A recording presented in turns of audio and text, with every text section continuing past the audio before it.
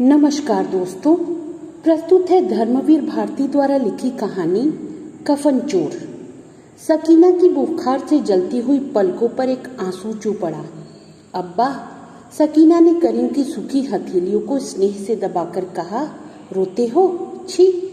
बूढ़े करीम ने बाह से अपनी धुंधली आंखें पोंछते हुए कहा, बेटा तुम बुखार में जल रही हो और मैं तुम्हारे ओढ़ने के लिए एक चादर भी ना ला सका। सकीना बात काट कर बोली, तो इसमें रोने की क्या बात है? सुनते हैं सरकार ने इंतजाम किया है, बहुत सा सस्ता कपड़ा आने वाला है, तब खरीद लेना, फिर मुझे तो जाड़ा भी नहीं लगता। सकीना मुश्किल से अपनी कपकपी रोक पा रही थी। सरकार? करीम एक ठंडी सांस लेकर रह गया। सकीना ने देखा करीम बहुत दुखी हो रहा है। फौरन ध्यान बटाने के लिए बोली, नींद नहीं आ रही अब्बा? कोई कहानी सुनाओ। पगली, तुझे भी इस वक्त कहानी सूझती है? बेटा, हम ही लोगों के हालात कोई अखबार में छपा दे तो बड़ी दर्दनाक कहानी बन जाए। नहीं नहीं, कहानी सुनाओ। सकीना छोटे बच्चों की तरह मचलकर बोली। अच्छा सुन, करीम बोला, यही लखनऊ का किस्सा है। नवाबी अमल था। 76 मंजिल में नवाब साहब की ऐशगाह थी।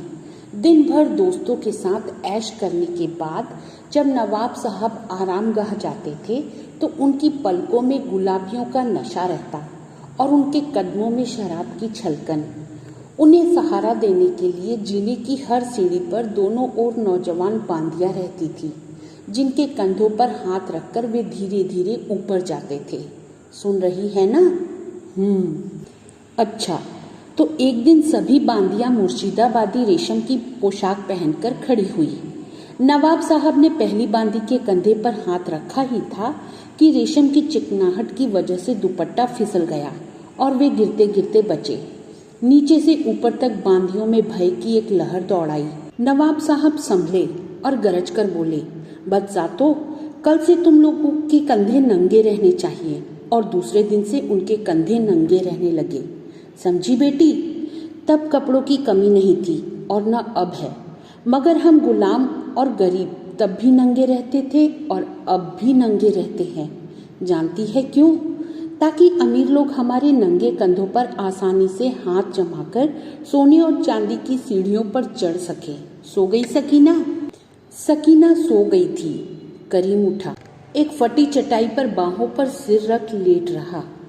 उसने दोपहर से कुछ नहीं खाया था। भूख लगी थी, मगर वह धीरे धीरे सो गया। हिंदुस्तानियों की आदत है कि जब वे भूखे होते हैं तो सो जाते हैं और सपने देखने लगते हैं। करीम ने भी एक सपना देखा।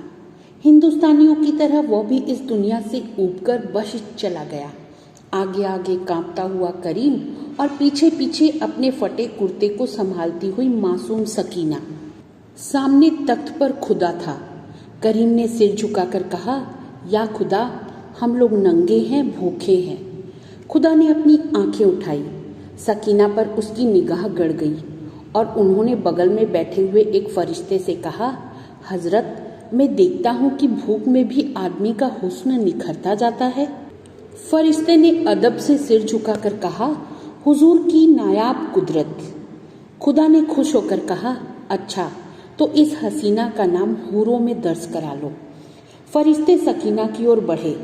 खबरदार, करीम की भूखी पसलियां गरज उठी। खुदा ने उसे देखा। यह कौन है? निकालो इसे। कमबख्त, तूने इंसाफ का ठेका लिया है? करीम चीखा। उफ, तुझमें खुदाई हो, मगर तूने अभी तक इंसानियत नहीं सीखी है। ओ धोखेबाज खुदा! सकीना फरिश्तों के हाथों में छटपटाती हुई चीखी, अब्बा! करीम की आंखें खुल गई। छटपटाती हुई सकीना चीख रही थी, अब्बा! करीम घबराकर उठा। अब्बा, जूड़ी चढ़ रही है, थरथराती हुई सकीना बोली। वह पानी से निकली हुई मछली की तरह छटपटा रही थी। करीम लाचार होकर उसकी ओर देखता रहा।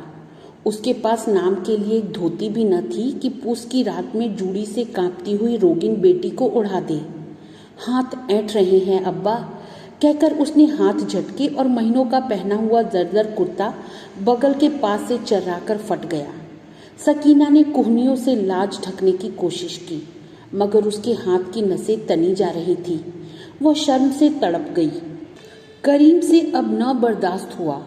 उसकी आंखों में खून उतर आया। उसका रोम रोम सुलग उठा और उसने पैर पटक कर कहा, सकी सकी, मैं कहीं से तुम्हारे लिए कपड़ा लाऊंगा बेटी, कहीं से। और झोंके की तरह वह बाहर निकल पड़ा। कब्रगाह में लगे हुए पीपल के नीचे एक मुसलमान भिखमंगा बैठा था। सामने थोड़ी सी आग जल रही थी। उसने एक लकड़ी से आग कुरेदते हुए कहा, या खुदा, गजब की सर्दी है। सुना था 14वीं सदी में कयामत होगी, इंसाफ होगा। कयामत बर्पा है, मगर इंसाफ का पता भी नहीं। एकाएक तीसरी कब्र के पास एक मनुष्य की छाया दिख पड़ी। वह कब्र आज ही खुदी थी और जुड़ाई करने वाले मजदूर फावड़ा और कन्नी वहीं छोड़कर चले गए थे। उस छाया ने फावड़ा उठाया और चलाना शुरू कर दिया। भिखमंगा डर से कांप गया। यह कौन है? कोई जिन?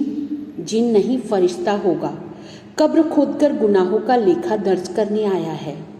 उसके मन में एक ख्याल आया, मगर वह इससे अर्ज करे तो दुनियावी मुसीबतों से छुटकारा पा जाएगा। वह कांपते हुए उठा और उसके नज़दीक गया। फरिश्ते ने फावड़ा चलाना बंद कर दिया। हुजूर, आप पैगंबर हैं? खुदा के फरिश्ते हैं? मैं। चुप रहो, बेइज्जती मत करो। मैं फरिश्ता नहीं, इंसान हूँ, फरिश्ते ने चीख कर कहा। नहीं हुजूर, फरिश्ता। फरिश्ता? फरिश्ता? मैं चोर हूँ बुढ़े, कफन चुराने आया हूँ। मेरी बेटी बिन कपड़े के मर रही है, तू भी नंगा है। अच्छा, आधा कफन तू भी ले लेना। भिखमंगा सहम कर पीछे हट गया। डर से उसकी घिघी बंद गई और उसके बाद चीख कर बोला, चोर चोर। रखवाले की झोपड़ी से कई लोग दौड़ पड़े। दूसरे दिन लखनऊ में बिजली की तरह इस अनोखी चोरी की खबर फैल गई। सुबह क्लाथ कंट्रोल ऑफिसर जब चाय पीने बैठे तो उनकी पत्नी ने चाय डालते हुए कहा, सुना तुमने, कल एक आदमी कफन चुराते पकड़ा गया। पागल हो गई हो क्या? ओवरकोट और मफलर से कान और छाती को ढकते हुए उन्होंने कहा, कपड़े की ऐसी भी क्या कमी? और फिर आदमी चाहे मर जाए, कब्र खोदकर कफन चुराने नहीं जाएगा। फर के दस्ताने से ढकी उंगलियों से चाय का प्याला उठाते हुए उन्होंने जवाब दिया। तो दोस्तों, मुझे उम्मीद है कि आपको यह कहानी पसंद आई होगी। अब मिलती हूँ अगली कहानी के साथ, तब तक के लिए अलविदा।